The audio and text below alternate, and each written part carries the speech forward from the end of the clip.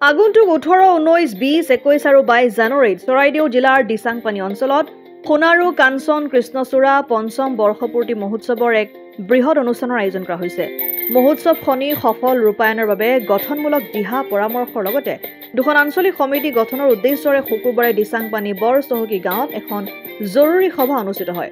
সোণালী ইতিহাসৰ গৌৰৱোজ্জ্বল স্বাক্ষৰ বহনকাৰী চৰাইদেউ জিলাক প্ৰাকৃতিক সৌন্দৰ্যৰে ভৰপূৰ পৰ্যটকৰ আকৰ্ষণৰ কেন্দ্ৰ হিচাপে গঢ়ি তোলাৰ লক্ষ্যৰে প্ৰকৃতিপ্ৰেমী অনুপ পাটকাইৰ এক বিৰল প্ৰচেষ্টাত চৰাইদেউ জিলাৰ বিভিন্ন প্ৰান্তৰ শিল্পী সমাজকৰ্মী, সংবাদকৰ্মী, ব্যৱসায়ী তথা ৰাইজৰ সহযোগত গছপুলি ৰোপণ কৰি প্ৰকৃতি ৰক্ষাৰ লগতে সোণাৰু কাঞ্চন কৃষ্ণচূড়া ফুলৰ ৰঙীন আৱেশেৰে সজাই তোলাৰ বাবে প্ৰতিবছৰে উদযাপন কৰি আহিছে সোণাৰু কাঞ্চন কৃষ্ণচূড়া বৰ্ষপূৰ্তি উৎসৱ।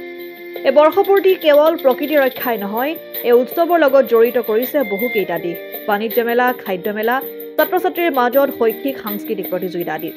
উদযাপন সমিতিৰ সভাপতি গণেশ পহুচুঙীয়ে সঞ্চালনা কৰা সভাখনত উপস্থিত থাকে প্ৰকৃতিপ্ৰেমী অনুপ পাটকাই, কণ্ঠশিল্পী বিপিন চাওদাং, কুসুম কৈলাশ, মাধৱ ৰঞ্জন, সুৰেন্দ্ৰ লোহাৰ, বিচিত্ৰ নাৰায়ণ আদিকে ধৰি বহুকেইজন বিশিষ্ট ব্যক্তিৰ লগতে আঞ্চলিক সমিতিসমূহৰ বিষয়ববীয়া তথা ৰাইজ।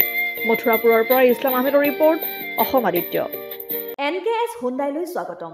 নৰ্থ ইষ্টৰ প্ৰথম GDSI 2.0 ফিচাৰ্ছ ডিলাৰ হৈছে NKS হুণ্ডাই।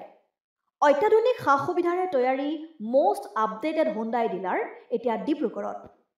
আমাৰ NKS হুণ্ডাই ডিলাৰত open sales consulted room, customer ৰুমৰ লগতে পুৰণি গাড়ীৰ এক্সচেঞ্জ ফেচিলিটিও ৰখা হৈছে। ইয়াত চেলছৰ লগতে ছাৰ্ভিচ ছেক্টৰৰ সুন্দৰ সুবিধা আছে। প্ৰয়োজনীয় সকলো এডভান্স টুলছ, হুইল বেলেন্সিং, এলাইনমেণ্টৰ অত্যাধুনিক machine, post hydraulic lift, fully trained পাৱাৰৰ লগতে nitrogen gas filling facility, fully automatic car washer ফেচিলিটিও আছে। লগতে NKS হুণ্ডাই ডিলাৰে কাষ্টমাৰসকলৰ সুবিধাৰ্থে মোবাইল ছাৰ্ভিচ ভেনৰো ব্যৱস্থা ৰাখিছে, য'ত হাইড্ৰলিক লিফ্ট, ৱাছিং facility, wheel balancing, tyre pressure check কৰাৰ লগতে বহুখিনি সুবিধাই উপলব্ধ আছে। NKS হুণ্ডাইলৈ আহক আৰু সুবিধাসমূহ গ্ৰহণ কৰক।